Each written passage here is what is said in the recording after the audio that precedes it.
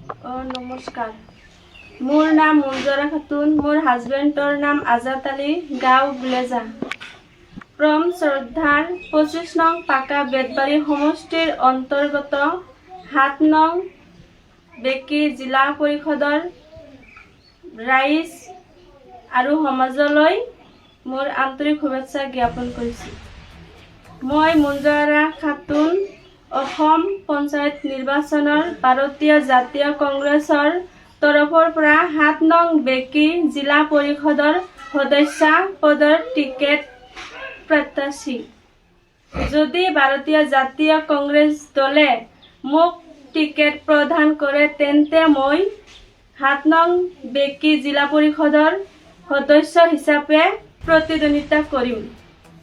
সদৌ শেষত ৰাইজৰ সহায় সহযোগিতা কামনা কৰি এইখিনিতেই সামৰিছোঁ।